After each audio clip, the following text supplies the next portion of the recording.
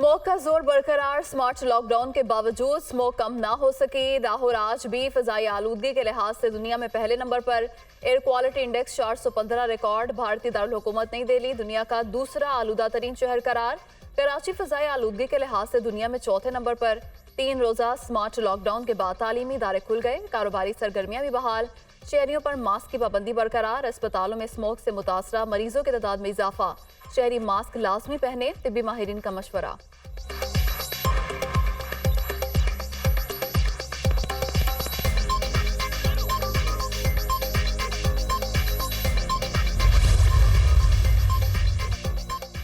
अल अजीजिया और Avenfield reference में नवाज शरीफ की अपीलों पर समाअत आज होगी। Chief justice Islamabad high court Aamir Farooq की सरबराही में 2 रुकनी बेंच समाअत करेगा। अदालत ने फरीकैन से एवनफील्ड रेफरेंस में अपील पर दलाइल तलब कर रखे हैं। गुज़िश्ता समाअत के दौरान नवाज शरीफ के वकील अमजद परवेज ने दलाइल के लिए 4 से 6 घंटे का वक्त देने की इस्तदा की थी। नैब ने एवनफील्ड रेफरेंस में अपील दायर करने दलाइल के लिए सिर्फ आधा घंटा देने की इस्तदा की। कायद नून लीग इस्लामाबाद के लिए रवाना, मरियम नवाज भी हमरा।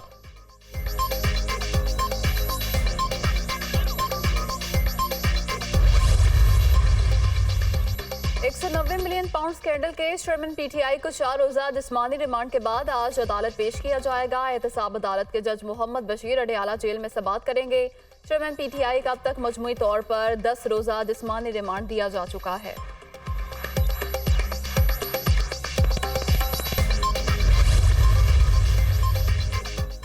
नैब ने अहद सीमा को आमदन से जायद असासों के रेफरेंस में क्लीन चिट दे दी। बरियत की दरख्वास्त पर नैब की जमा कराई गई रिपोर्ट सामने आ गई। अहद सीमा के खिलाफ आमदन से जायद असासों का नैब रेफरेंस नहीं बनता। तमाम असासे उनकी आमदन से मुताबिकत रखते हैं। अहद सीमा के मुबैना बेनामीदारों की प्रॉपर्टीज को अहद सीमा से लिंक नहीं किया जा सकता।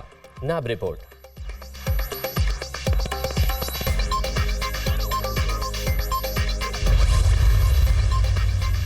निगरान वज़ीर आज़म 2 रोज़ा दौरा मुत्तहिदा अरब अमारात पर अबूधाबी पहुंच गए। एयरपोर्ट पर यूएई वज़ीर इंसाफ अब्दुल्ला सुल्तान ने इस्तकबाल किया। अनवारुल हक काकर सदर शेख मोहम्मद बिन ज़ैद से मुलाकात करेंगे। मुआशी अमूर, तिजारत, सरमायाकारी बढ़ाने पर बातचीत होगी। कई शोबों में ताउन के लिए मुफाहमत की याददाश्तों पर दस्तखत होंगे।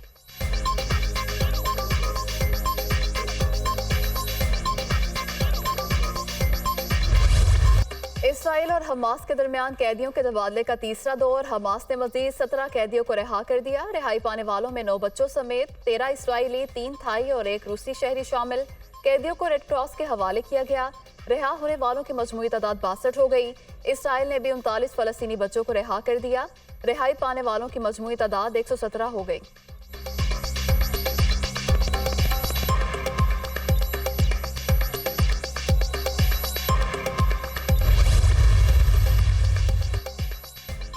चार रोजा जंग बंदी का आखिरी दिन। गजा में जिंदगी मामूल पर आ गई। फलस्तीनियों की आने वाले मुश्किल दिनों के लिए तैयारियां। बाजारों में खरीदारी और दीगर इलाकों में आमदोरफ्त का सिलसिला जारी। गजा में इमदादी सामान के मजीद ट्रक भी पहुंचा दिए गए। इमदादी सामान रेड क्रॉस की तंजीमों के सपुर्द किए गए। जंगबंदी में तौसी की कोशिश कर रहे हैं। फरीकैन से बातचीत जारी है। हमास के कब्जे में कैद आखिरी यरगमाली के रिहाई तक चैन से नहीं बैठेंगे। हमास ने आज एक अमरीकी यरगमाली को भी रिहा किया है। अमरीकी सदर जो बाइडेन की प्रेस कॉन्फ्रेंस।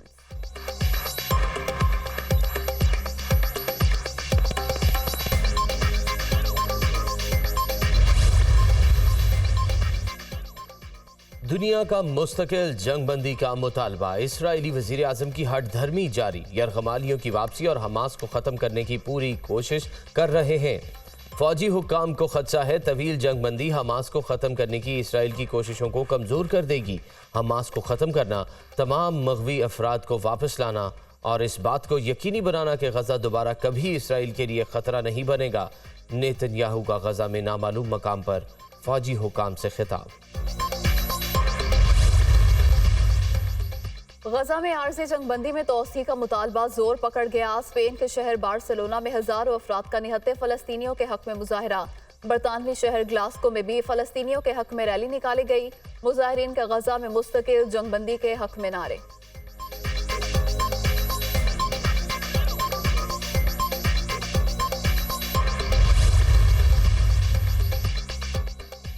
इसराइली बमबारी अहले गजा को कहत का सामना। गजा में कहत के हवाले से अदाद शुमार तशवीशनाक और खौफनाक है। बीमारी और कहत का खतरा गजा की पट्टी के रिहायशियों का मुहासरा कर रहा है।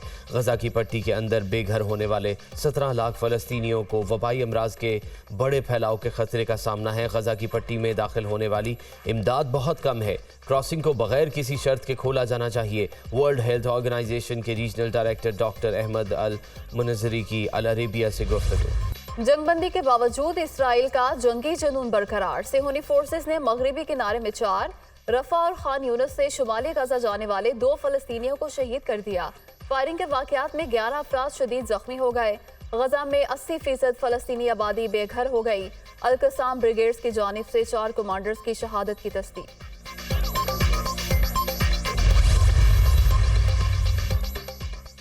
अमरीकी यूनिवर्सिटी में ज़ेरे तालीम 3 फ़लस्तीनी तलबा को गोली मार कर ज़ख्मी कर दिया गया। फ़लस्तीनी तालिब इल्म तकरीब में शिरकत के लिए जा रहे थे कि अचानक एक शख्स ने फायर खोल दिया। ज़ख्मी होने वाले तीनों नौजवानों का ताल्लुक मकबूजा मगरबी किनारे से है। अमरीकी पुलिस वाक़े की तहकीकात कर रही है। इसराइल ने गजा में जंगी तारीख का तेज तरीन कत्लेआम किया। इतने कत्ल तो रूस अफगान जंग के 20 सालों में नहीं हुए जितने इसराइल ने महज 8 हफ्तों में कर दिए। गजा जंग में होने वाली फ़लस्तीनियों की शहादतें रूस यूक्रेन जंग के 2 सालों में होने वाली अमवात से ज्यादा, जबकि अमरीका इराक जंग में पहले साल की अमवात से 2 गुना है। गजा पर बरसाए गए 90% इसराइली बम भी 1 से 2000 पाउंड तक वजनी है। अमरीकी अखबार न्यूयॉर्क टाइम्स की रिपोर्ट।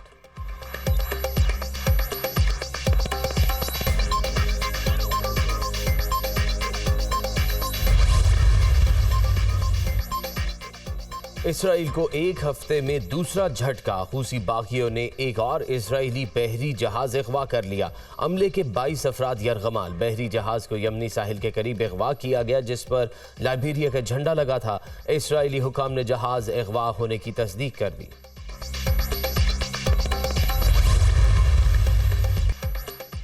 हज 2024 के लिए दरख्वास्तों की वसूली का आगाज आज से होगा। सरकारी हज स्कीम के तहत दरख्वास्तों की वसूली 12 दिसंबर तक जारी रहेगी। आइंदा बरस तकरीबन 89,605 पाकिस्तानी सरकारी स्कीम के तहत फरीज़ा हज अदा करेंगे। मुकर्ररा तादाद से ज़ायद दरख्वास्तें मौसूल होने की सूरत में कुरानंदाजी की जाएगी। ख़वातीन पहली बार महरम के बगैर हज अदा कर सकेंगी। तर्जुमान वज़ारत मजहबी उमूर। डिफेंस में कार की टक्कर से 6 अफराद के जाँ बहक होने का मामला। इंसदाद दहशतगर्दी अदालत लाहौर ने मुल्जिम अफनान के वालिद शफकत की अबूरी जमानत में 4 दिसंबर तक तौसी कर दी। इंसदाद दहशतगर्दी अदालत की जज अबरगुल ने समाअत की। क्या ये शामिल तफ्तीश हो गया है? अदालत का इस्तफसार, ये शामिल तफ्तीश हो चुका है। तफ्तीशी अफसर का बयान।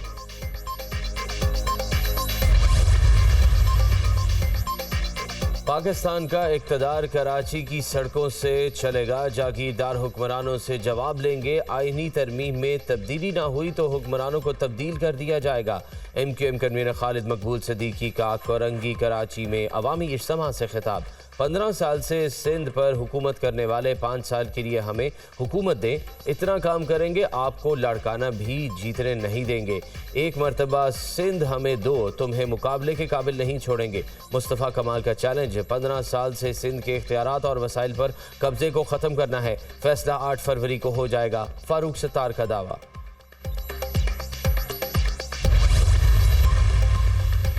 हमें मालूम है मुल्क को ठीक करने का तरीका क्या है। हालात से बहुत कुछ सीखा। अब नया पाकिस्तान नहीं, बेहतरीन पाकिस्तान बनाएंगे।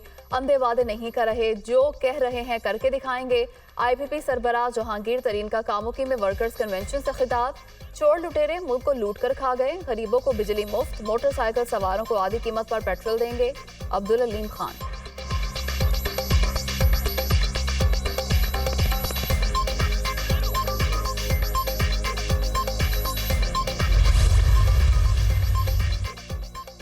स्टॉक मार्केट में मस्बत रुझान बरकरार। कारोबारी हफ्ते के आगाज पर ही 237 पॉइंट्स का इजाफा। 100 इंडेक्स 59,323 पर ट्रेड हो रहा है।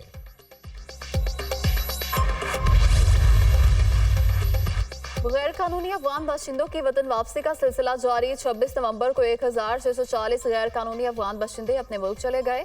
वापस जाने वालों में खवातीन और बच्चे भी शामिल। अब तक 2,54,775 गैर कानूनी तौर पर रहने वाले अफगान बाशिंदों की अपने वतन वापसी हो चुकी।